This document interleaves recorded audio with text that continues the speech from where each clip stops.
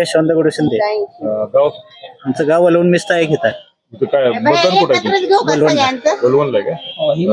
आता जिल्हा परिषद पंचायत समिती निवडणूक लागली साधारणपणे तुम्ही आता इथं असताय तर एकंदरीत तालुक्यामध्ये कोणाचं चर्चा होती कुठला पक्षाची सरशी वाटतं सरशी आता तसं म्हटलं तर दोन पक्ष आहेत.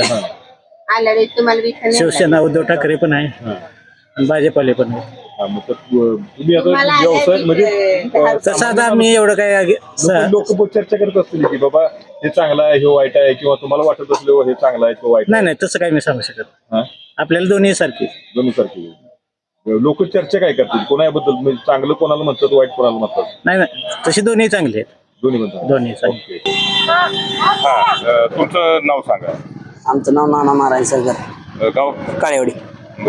कुठल्या पंचायत समिती जिल्हा परिषद गणामध्ये खरसुंडी पंचायत समिती खरसुंडी जिल्हा परिषद गटामध्ये. हा तुमच्या ह्याच्यामध्ये जिल्हा परिषद गटामध्ये उमेदवार कोण कोण उभा राहत माहिती? जिल्हा परिषद चंदू भोसले आणि काका बसले आणि या पौर्णिमा मारगुडे. पौर्णिमा मारगुडे आणि अजून कोण आता म्हणलं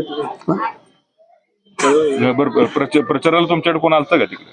प्रचाराला अजून तर कोण आलं नाही, येतील आज ना उद्या. बर काय तिकडे काळेवाडीची काय परिस्थिती आहे? कोणाचं ज्यादा नाव घेतलं जातं? हे गोपीचंदचं ज्यादा घेतील. कशामुळे त्यांचं काम चांगलं आहे. काय तिथं काम काय केलेली? होय आता 65 लाख निधी आलाय कावडे गावासाठी.